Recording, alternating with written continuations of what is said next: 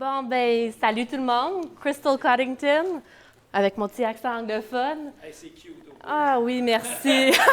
Ben, finalement, je vais donner la présentation en anglais, donc tout le monde est d'accord avec ça? Non? OK. Bon, donc, moi, je viens de Richmond, dans l'Estrie. Y a-t-il du monde qui connaît l'Estrie? Y a-t-il du monde qui vient de l'Estrie? Oui! L'Estrie! Donc, tout le monde était gêné de parler de leurs animaux. Moi, je vais juste parler de mes animaux, de mes vaches à bœuf. Donc, mon père, il a une ferme vache-veau, on a 170 têtes à peu près. Mon frère, il a une ferme laitière. Les deux fermes, ils travaillent ensemble. Moi, je travaille aussi comme agronome au club agro-environnemental de l'Estrie. Je suis un conseillère en grande culture, donc je travaille beaucoup. Donc, chez nous, notre rotation, c'est maïs en silage pour 2 ans. Après ça, on fait un prairie pour 4 à 6 ans, à peu près. On a beaucoup de terre en prairie, pâturage. Je ne suis pas une fille de grande culture, désolée tout le monde. Donc, j'ai une 60aine d'acres en maïs en silage aussi. Donc, j'ai un régime conventionnel. Oups! Dans la poche en arrière, peut-être? On va la voir. Donc, comme je disais, c'est un régime conventionnel chez nous. Je ne suis pas biologique. Je travaille mes sols, je laboure tout le kit. Puis chez nous, on a des sols loam limoneux qui ont tendance d'avoir un croûte de battance. Puis on est autour de 2500 UTM de maïs. Donc, chez nous, ça fait 2 ans, on a commencé en 2018. J'ai dit à mon père, on fait un intercalaire dans le maïs, puis on va pâturer les vaches dedans. C'était ça vraiment le but de notre intercalaire, c'était d'avoir une double utilisation du champ pour être capable de récolter le maïs, puis de pâturer les vaches après. Donc, c'est ça. Mon timeline, un petit mot en anglais, tout le monde comprend. C'est à peu près pareil en 2018 puis 2019. La seule différence, c'est que en 2019, tout est 2 semaines plus tard. Le printemps n'était pas beau. On a semé le 30 mai en 2019 au lieu du 18 mai en 2018.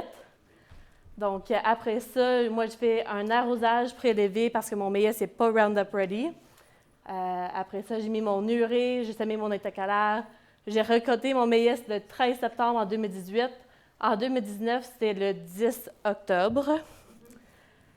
Après ça, j'ai rentré mes vaches, puis mes vaches ont resté dans les champs pour 3 semaines.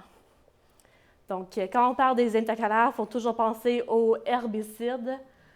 Donc, moi, mon maïs est conventionnel. Donc, moi, j'ai traité en prélevé avec un glyphosate et l'Integrity, qui est un résiduel. Donc, le sémi de l'intercalaire, moi, c'est 50% raie gras, 50% trèfle incarnat. En 2018, c'est la première année. Donc, moi, j'ai dit à tout le monde que je faisais ça. J'ai dit ça à mes collègues, à ma famille, à mes clients. Donc, il a fallu que ça marche. J'ai semé ça à 20 livres à l'acre.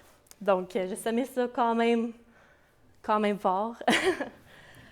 Puis, j'ai semé ça tard. J'ai semé ça quand le maïs avait V6, V7.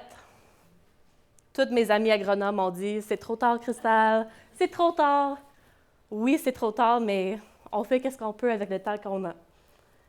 Donc, moi, j'ai semé ça avec un petit semoir à la volée que d'habitude, ça va sur un 4 roues. Mon maïs était trop haut pour mon 4 roues, donc j'ai mis ça sur mon Massey Ferguson 285. Puis, 30-40 jours plus tard, en 2018, ça avait l'air de ça. En 2019, on voyait que le trèfle incarnat, ça prenait plus la place que le raie gras. Donc, j'ai pas mis les photos, mais en 2018, quand j'ai récolté mon maïs, mon intercalaire était 2-3 pouces. Il était vraiment pas beau, pas en tout. Je paniquais, je disais à tout le monde que c'était pas beau, que j'ai complètement manqué mon coup. Mais finalement, j'ai récolté mon maïs le 13 septembre. On a eu un super bel septembre. Puis rendu 2 semaines plus tard, j'ai rushé pour faire ma clôture parce qu'il était haut.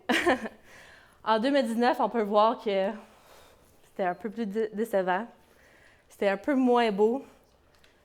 Là, on va regarder des photos de mes vaches parce que j'aime bien ça, mes vaches. J'ai passé 1 heure chaque année à prendre des photos de mes vaches dans mon intercalaire. Donc, c'est ça. Comme j'ai dit, j'ai pâturé mes vaches pour quand même 3 semaines. Donc, c'est ça. J'ai un ferme vache-veau, donc il faut être capable de compter nos petits sous. Donc, si on parle d'argent, j'ai utilisé Rotation Plus pour calculer, pour essayer de voir si j'étais rentable ou pas. Ça, c'est mes calculs pour 2018, parce que c'est sûr que 2018, c'était plus beau que 2019. Donc, j'ai calculé mon prix de fourrage en disant ça coûtait à peu près 60 $ la balle de 5 pieds. Donc, j'ai fait mes conversions en anglais, mais c'est ça. J'ai fait ça. Après ça, pour mes rendements, j'avais 45 vaches à bœuf. La première année, j'ai fait ça sur 20 acres. Donc, j'avais 45 vaches à bœuf plus un taureau. Ça donne 46 animaux pour 21 jours sur 20 acres. Rotation en plus, ça fait tous les calculs pour moi. Ça me donnait un rendement de 0,7 tonnes à l'acre. Puis mes charges, ça m'a coûté à peu près... Moi, je travaille en acre.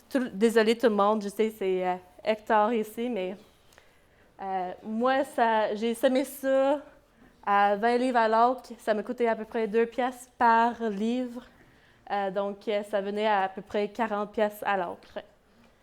Puis ça m'a coûté 2,50 à l'acre pour le semer. Donc, au final, je faisais comme 66 $ à l'acre en l'argent que j'ai sauvé de ne pas payer pour nourrir, pour soigner mes vaches pour 3 semaines. C'est pas seulement l'argent qui compte, il y avait plusieurs autres avantages, comme j'avais une meilleure protection des sols, une meilleure rentabilité des cultures, une nouvelle culture, tout le kit. Puis en plus de ça, en 2019, en octobre, en Estrie, les sols, c'était trempe. Il y avait la pluie à tous les jours. Donc, pour être capable de récolter mon maïs, mon champ était beaucoup plus portant que mon voisin à côté. Donc, le forfaitaire était bien, bien, bien content. En plus de ça, mes vaches, ils vont épandre leur fumier dans mon champ de maïs. Donc, je n'ai pas besoin d'aller épandre après. Donc, en conclusion, moi, j'ai beaucoup jasé, j'ai des photos sur mon cell, j'ai montré ça à tous mes producteurs. Puis j'avais 3 autres producteurs qui ont fait l'essai en 2019 de pâturer leurs animaux dans leur intercalaire de maïs. Ça a bien été, tout le monde était content. J'étais très content que ça marchait chez eux. Puis il y a plusieurs d'autres qui sont intéressés pour 2020. Donc, chez nous, on continue, puis j'espère d'avoir plus de producteurs vaches-veaux qui vont faire ça aussi. Ou de moutons.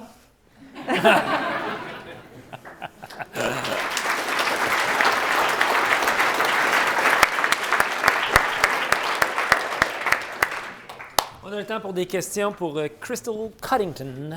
En anglais seulement. Amélie? Moi, j'ai plusieurs questions. Oui. OK.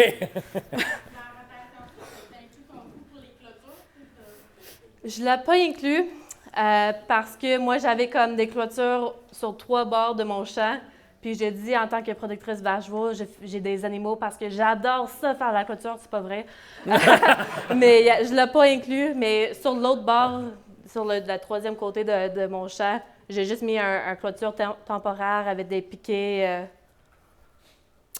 En anglais, on appelle ça des pigtail pickets. C'est des piquets queue de cochon, ça dit-tu? C'est ça. Donc, moi, je n'ai pas compté cette partie-là dans ma rotation plus.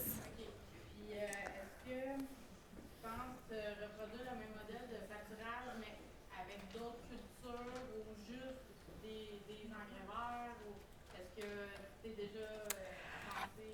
Ben moi, j'ai beaucoup de clients qui mettent du radis dans leur mélange, puis j'aime vraiment l'effet qu'il y a sur le sol. Surtout quand tu vois le printemps d'après qu'il t'en reste presque rien sur ton radis, c'est impressionnant. Donc, cette année, j'aimerais ça. Cette année, je vais faire 2020, je vais faire 80 acres de maïs. Puis je veux diviser ça en 4. De continuer avec mon Régras Trafincarna, d'essayer Trafincarna avec l'avoine parce que la chose avec le Régras, c'est que des fois ça passe l'hiver, des fois ça passe pas l'hiver. C'est moins le fun quand ça passe l'hiver. Donc l'avoine, forte chance que ça va pas passer l'hiver. Le troisième champ, j'aimerais ça faire Trafincarna, Régras, radis. Pour voir. Puis j'ai un collègue qui aimerait ça que dans ce mélange-là, que j'ajoute du sarrasin. Donc, je vais faire ça pour elle, juste pour dire. Oui, Mélanie? Tu fais pâturer jusqu'à quelle date? Les 2 années, c'était autour du 5 novembre, parce qu'on a eu la neige le 8 novembre puis le 18 novembre, mettons. Donc, j'aimerais ça, les pâturer plus longtemps, mais la neige, ça m'aide pas. Il y avait Roselyne, après ça Alexis. François, très court, mais c'est un peu le même problème que le Régras. Dans le fond, si tu ne travailles pas ton sol, mais non à s'établir un peu, mais à ce moment-là, tu as plus de flexibilité à l'automne, à ce moment-là, un peu aussi C'est pour ça. la repousse. Là. Mais sinon, on avait foragé aussi peut-être le radis, je me questionnais au niveau de la pédance pour les vaches, là, parce que plus il est âgé, plus la tige, la feuille est quand même piquante. Oui. Tu avais foragé, c'est une feuille qui est beaucoup plus lisse, là, fait que ça pourrait peut-être être un Veux-tu que je répète moins vite ce qu'elle a dit? J'ai tout compris. J'ai tout compris. Mais c'est des bonnes suggestions. Je veux que tu le répètes plus lentement, mais en anglais aussi. Ouais, forage turnip. Yes. Ouais. Mais c'est ça. C'est ce qu'il a pris. Ah non, mais c'était pertinent. Oh, là. oui. Alexis? As-tu déjà pensé faire du pâturage d'hiver? Admettons, si tu rajoutes du kale, puis souvent, on voit des vaches qui sont capables d'aller chercher le kale en dessous de la neige quand même, puis de les garder jusqu'à... J'aimerais ça. Légalement, j'ai pas le droit. Ouais, non, t'es pas supposé d'avoir des vaches au pâturage pendant l'hiver. Mettons, cet hiver, on a eu... Un redout. Oui. C'est parce qu'ils sont... On a eu un redout, puis toute la neige a fondu, puis mes vaches, je les soignais des balles rondes, là, mais ils voulaient rien savoir de mes balles rondes. Ils ont retourné dans mon champ de maïs, puis ils ont recommencé à pâturer mon champ de maïs. Des vaches à bœuf sont quand même Intelligente. particuliers. Ouais, donc oui, j'aimerais vraiment ça. C'est la légalité. Oui. Sinon, il faut que je déménage en Ontario comme notre ami. Thomas, là. Thomas. Ouais. Là! Si je déménage en Ontario, je vais Envoyez être les correct. vaches dans l'argile Bear Brook. On va aller te rabourer ça, là, tu sais. La question, c'était est-ce que je pensais peut-être d'ajouter, mettons, du kale ou quelque chose de même pour être capable de pâturer mes vaches plus longtemps. Puis c'est ça, j'aimerais ça. Puis même si j'ajouterais pas le kale, mes vaches, ils aiment ça chercher. Mes veaux, surtout, les veaux, vaches veaux, ils aiment ça chercher puis de creuser. Puis tu sais, il y a la neige de même, puis ils aiment ça aller dans mes champs de foin puis de creuser puis de manger mon trèfle en dessous. Donc j'aimerais ça, c'est juste l'environnement m'aimerait pas. Ouais. En Ontario, en plus, je peux parler en anglais tout le temps. All right. Hey, merci, Crystal. Merci. C'est super. Very cool.